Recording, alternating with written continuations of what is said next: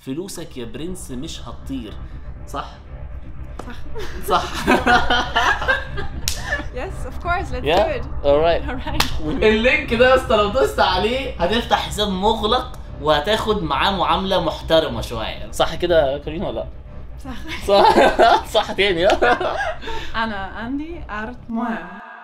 ايه يا دولو، عامل ايه يا حبيبي؟ ازيك يا وحشني والله جدا. الحمد لله، وانت والله العظيم جدا. يا ابني مش تنجز يا ابني بقى وتخلص، بقيت برنس في الالماني، ما تنجز بقى وتيجي المانيا. بيني وبينك انا حوشت الفلوس وعملت كل حاجه، بس انا مقلق من موضوع الحساب المغلق ده، خايف لا يطلع الموضوع كله نصبايا. انت عرفت توصل اصلا لحد تفتح عنده الحساب المغلق؟ يعني عرفت تعرف منين ولا لا؟ قالوا لي في حاجه اسمها فينتيبا تقريبا. ايوه، الناس اللي عندي متابعيني كلهم بيبعتوا لي يقول لي ان هم فتحوا عن طريق فينتيبا دي.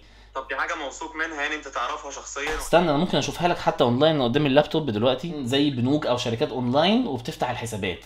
انا عارف ان الموضوع ده مش موجود اصلا في مصر. ما هي دي الفكره بقى، عشان كده انا خايف اعمل حاجه زي كده. موجود عادي هنا في دول اوروبيه، بس لازم اتاكد طبعا بنفسي. بس ما اعتقدش يعني ان فيها. اهو انا لقيت الويب سايت بتاعهم على فكره، شكله نظيف جدا وحلو وما فيهوش اي مشاكل، واهو الخدمات كلها موجوده، الحساب المغلق ده مقرها هنا، ده عندي في فرانكفورت يا ريس. والنبي اسلام اسال لي في الموضوع ده، عشان لو فعلا حاجه موثوقه انا ممكن احضر شنطه دلوقتي حالا واجيب. طب استنى انا هبعت لهم ايميل دلوقتي اهو. ده احنا لو هنصور على فكره هنساعد ناس كتير قوي، لان غالبا مش اول حد كمان انت تقول المعلومه دي، ناس كتير قوي مش عارفه الحته دي في المانيا، ان في فعلا حاجه اسمها اونلاين وتفتح حساب بنك اونلاين ومالهمش فروع في الشارع. بص انا بعت الايميل اهو دلوقتي، شوف هنعمل ايه كده، نشوف هيردوا عليا امتى وهبقى الغيك. تخيل المانجر دايركتوري بيدعوني دلوقتي قدامه 3 ساعات فاضي، انزل له واصور بالكاميرا واخد الناس معانا. يا جدعان هصور لكم حاجه عسل ثانيه بس، كاتبين ان انا بتهزر ولا بتتكلم بجد؟ والله العظيم لسه راضيين حالا دلوقتي على الايميل. طب ما تسال وتخليها بكره ولا بعده، وبالمره حتى شنطتي واجي معاك واتلفت شويه في فرانكفورت اشوف الدنيا. اروقك في فرانكفورت لما تيجي يا ولا. ما تحمسنيش والنبي، ما تحمسنيش. طب روح وشوف الدنيا فيها ايه وطمني والنبي، عشان لو كده اظبط نفسي انا كمان. يلا خلاص قشطه يا جماعه، هننزل دلوقتي. فانا قررت بقى ان انا اروح شركه فينتيبا نفسها هنا في المانيا. بصوا يا جماعه، هي دي الشركه اهيت اهو، اليافطه بتاعتهم اهي، ده المكتب زي ما انتم شايفين اهوت، وده الجرس بتاعهم. يلا نضرب، شوف بقى نفتح الباب ازاي. في حد اهو يا جماعه هيطلع لي. فين الدنيا؟ Hello. Hi. Good evening. Hello. Hi. How are you? How can I help you, please? I actually have an invitation here from one of the manager directors. Yes. For actually filming a video. Please take a seat. Thank Just you. a minute. I'll get back to you. Thank you. قعدوني عشان استنى، المفروض ان في حد هيجي كمان شويه. الناس اللي بعتت لي الدعوه لسه مش عارف. في حد تقريبا هناك اهو. في حد جاي. Hi, Islam. Schön, dass du da bist. Mein Name ist Caro. Ich bin Teil des Gründungsteams von Fintiba. Ja, kümmere mich hier zusammen mit einem unserer Managing Director um unser Marketing-Team. Und ich höre ihn auch schon kommen. Hier ist Jonas. Hi. Hi Islam. Hi. Schön, dass du da bist. Dankeschön. Dass es klappt mit der Einladung. Ja, ich denke, ich war sehr pünktlich und sehr gut. Ja, ganz deutsch. Pünktlichkeit, ein Stereotyp. Ja, stimmt auf jeden Fall. Kannst du vielleicht dich Musst kurz du auch sagen. von meiner Ja, Frau klar. vorstellen, dann wissen die auch? Ja, genau. Ich bin Jonas, wie Caro gesagt hat, einer unserer Geschäftsführer. Kümmere mich um Marketing und Personalthemen, unter anderem auch das Versicherungsgeschäft. Und mit Marketing und unserem internationalen Team sind wir natürlich auch für Ägypten da und freuen uns, dass du heute da bist und wir ein bisschen was erzählen können. Bleibt bis zum Ende hier dabei. Schaut euch das Video an, denn am Ende haben wir noch ein super Angebot für alle aus Ägypten. Super, das ist Überraschung für mich sogar. يا جماعه في عرض الظاهر الناس دي هيعملوا حاجه انا مش عارف هي ايه، بس بيقول لك في حاجه. Also ich weiß selber es noch nicht, ne? Nee, du wirst am Ende genauso überrascht sein, was da noch kommt. اوه لا في عرض يا جماعه الناس اللي على الفيديو عاملينه مخصوص للفولورز ليكوا انتوا. يلا يلا تعالوا بقى نعرف من الاخر الشركه دي اصلا ولا البنك ده بيعمل ايه. انتوا was ist das auf Deutsch? Hopp, wechseln. Also, was macht eigentlich Fintiba? Was ist Fintiba? Wir sind Anbieter für internationale Studenten, die aus dem Nicht-EU-Ausland nach Deutschland kommen wollen, um hier zu studieren oder auch zu arbeiten.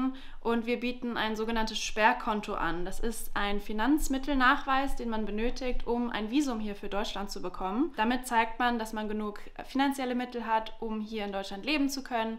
Und dieses Sperrkonto eröffnet man über die Fintiba-App und wir bieten auch noch weitere Services an, wie beispielsweise die Krankenversicherung oder eine SIM-Karte, die man hier für den Aufenthalt braucht oder Wohnungsangebote. أنا عايز أفهم حاجة يعني es tut mir leid, aber ich muss das fragen.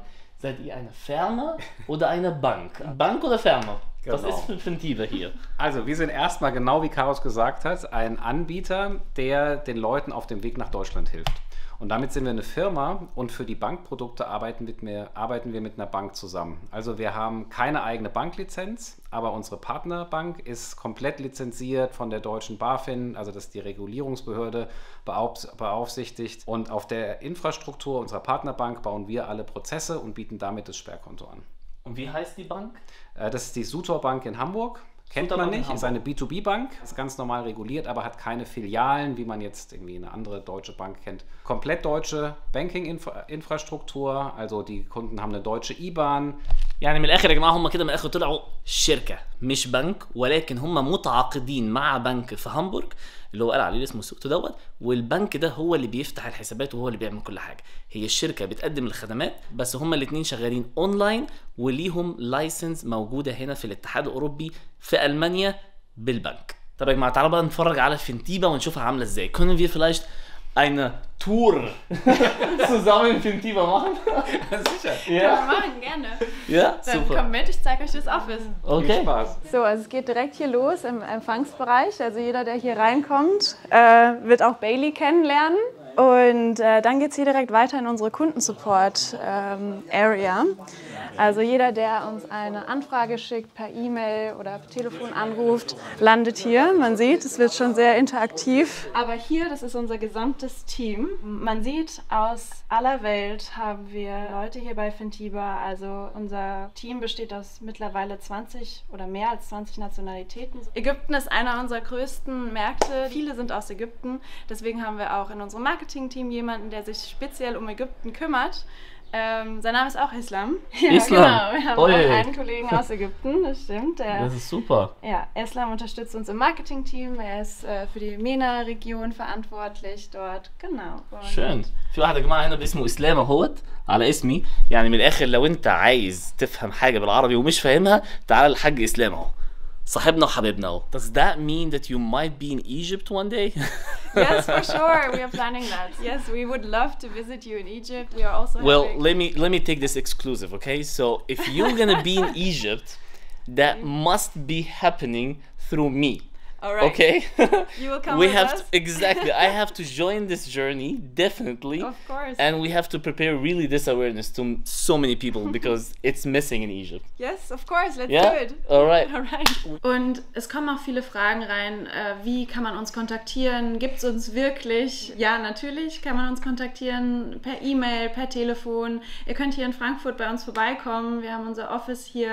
Also wenn ihr hier in Frankfurt seid, kommt gerne vorbei. Und generell der Prozess in Deutschland sieht so aus, um dann auch wieder an das Geld zu kommen, was auf dem Sperrkonto ist, dass man ein Girokonto benötigt hier in Deutschland. Das kann man bei einer Bank seiner Wahl aufmachen und dann in der Fintiba-App mit dem Sperrkonto verknüpfen. Das heißt, wie beim Online-Banking, man setzt einen Dauerauftrag auf in der App und dann werden automatisch die monatlichen Beträge auf dieses Girokonto überwiesen. Das heißt, man hat dann jeden Monat Zugriff auf, wenn man 12 Monate hier ist, auf 1/12 des Betrags von يعني من Bailey. الاخر يا جماعه هقول لكم حاجه بس عشان تبقوا فاهمين الوضع ماشي ازاي. الشركه دي موجوده بجد مش فيك يعني الحاجه دي فعلا موجوده وليهم رقم تليفون وتعرف تتصل بيهم وتسالهم كل حاجه نفسك فيها. فلوسك يا برنس مش هتطير صح؟ صح. We also have an offer for you to guide you on your whole way from abroad to Germany and give you step-by-step guidance. One, you have the Fintiba Companion in your Fintiba app, which is a checklist, step-by-step.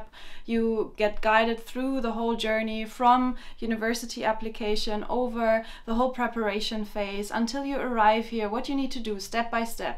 So we take you by the hand and take you through the whole journey. That's in the Fintiba app. as in form of a checklist. On the other side, we also have the Fintiba Academy, where we go into detail with video-on-demand courses. So for example, when you need to write your letter of motivation for your visa appointment, we take you by the hand with video-on-demand courses where you can learn how to really write a letter of motivation, or for example, which topics or which points you really need to be aware of when having your visa appointment. يا جماعه من الاخر يعني الناس دي بتساعدك على طريقتين، فيديوهات وليست، هياخدوك من اولها لاخرها، صح؟ صح. الطرق دي يا معلم هتظبطك وتروقك وتفهمك الدنيا ازاي تقدر تقدم وازاي تقدر تيجي من اول الرحله خالص لغايه ما توصل لألمانيا. صح كده? Almania. Mazbut. Ich habe nur eine kurze Frage. Also jetzt zum Beispiel von den Studenten, die aus Ägypten kommen, also schon da hier in Deutschland, helfen die weiter? Machen wir was für die, damit die überhaupt hier einkommen können und das schönes Gefühl bekommen können? Oder was machen wir hier in Fintiba? Da haben wir auch Lösungen. Beispielsweise, wir unterstützen auch bei der Wohnungssuche. Es ist oftmals schwer, hier eine Wohnung zu suchen, gerade aus dem Ausland. Da haben wir ein Angebot mit einem Guest-Family-Provider. Man kann sich also hier in eine deutsche Familie erstmal bei einer deutschen Familie unterkommen und dort für die ersten 3 Monate wohnen beispielsweise. Und nehmt ihr auch Geld für diesen Service? Man bezahlt Miete. Man bezahlt Miete an die deutsche Familie oder an die Familie, bei der man hier unterkommt. Okay, das ist normal. Ganz normale Miete. Es startet, glaube ich, um die 600 €. Essen mit dabei, Wäsche, Internet und so weiter ist dabei schon in dem Preis mit inbegriffen. Das heißt, der perfekte Weg, um hier erstmal anzukommen. Genau, das ist eine der Lösungen. Wir haben aber auch beispielsweise eine kostenlose SIM-Karte, die man sich über uns bestellen kann. Wow. Wir schicken die auch schon nach Ägypten. Dann kommt man hier an, hat schon eine SIM-Karte, kann direkt loslegen. يا جماعه في حاجه انتوا مش فاهمينها، استنى بس عشان انا لازم اركز عليها. في حاجه هنا اتقالت لازم نركز في الموضوع. السيم كارد بتتبعت لك، حلو كلام. الايجار اللي هم بيساعدوك انك تدور على شقه وتجيب مكان سواء بقى في عيله مستضيفه او في شقه، das ist komplett kostenlos يعني ببلاش. يعني ايه؟ السيرفيس نفسها ان فانتيبا تساعدك انك تلاقي الايجار دي ما بياخدوش عليها فلوس، ولكن يبدأ فلوس الايجار تدفع فلوسها انت من جيبك بقى. Also nur einfach das zu bestätigen. Yeah. The service itself is for free. Yeah. From Fintiba. But From once the Fintiba. person get the flat, Yes, you pay rent. Like then you pay need the to rent do- no. Yeah, of But the course, service itself to help the client, the student. It's free. Yes, you can It's do for it. free. Yeah, it's for free. يعني من الاخر يا جماعه ما تفكرش كتير، دور كده فانتيبا الو تعالوا انا مش لاقي شقه، الناس دي هتساعدك ببلاش. Anna, Andi, Art, Mohem. Für die Fintiba Academy haben wir einen Rabattcode für euch tatsächlich, für die Video-on-Demand-Kurse, die wir dort anbieten. Einen Rabattcode, den ihr anwenden könnt für 6 Monate kostenlose Video-on-Demand-Kurse, die euch auf eurem Weg nach Deutschland unterstützen können. يا جماعه من الاخر الناس دي عامله لنا عرض اوفر سبيشال مهم جدا. من الاخر كده اهوت، لو انت دوست على اللينك تحت دوس عليه طبعا، هتاخد الفانتيبا اكاديمي كلها ببلاش. Also richtig kostenlos. Richtig kostenlos. Heißt, ich zahle nichts. Super, vielen Dank. Ciao. يا جماعه ده ديل جامد قوي محدش يضيعه. لحظه يا جماعه، في فرق بين اللينك بتاع انك تفتح حساب مغلق وبين العرض الكود، في فرق. قبل ما اقول لك فين تعال نكلم مصطفى لحسن انا متاكد 100% ان هو مش هيصدق ان انا جبت له اصلا عرض. مش لا هو معلش ثانيه بس، معلش هو تقريبا ما نزلتش واتفقت وعرفت اللي فيها ورجعت. لا ومش كده وبس، ده انا جايب لك كمان عرض عليا النعمه، انت اول واحد قبل ما الناس تعرف، حتى لما انزل الفيديو انت اول واحد هتاخد العرض ده. خد بقى كود هتستخدمه، الكود ده يا معلم هيديك 6 شهور كورسات ببلاش في حاجه في فانتيبا اسمها فانتيبا اكاديمي. تماما يا اسطى، ولا مليم. لو طلبوا مني فلوس هاخدها منك وش على ضمانتي. لينك تاني لو دوست عليه هحطه لكم يا جماعه تحت في هنا في الديسكربشن اللينك. انا اللي جاي مش اللينك ده يا اسطى لو دوست عليه هتفتح حساب مغلق وهتاخد معاه معامله محترمه شويه. وعلى فكره مش لازم انك انت تفتح الحساب المغلق الاول علشان تاخد الكود ده خده ودوس على اللينك تحت بتاع الكود وخد الكورسات لمده 6 شهور ببلاش ابتداء من النهارده. طب الحاجه دي موثوق فيها يا اسلام وخلاص تمام؟ مصطفى خد الشنطه وتعالى على المانيا وقتي. انا جاي هوا. جاي لك يا سولو.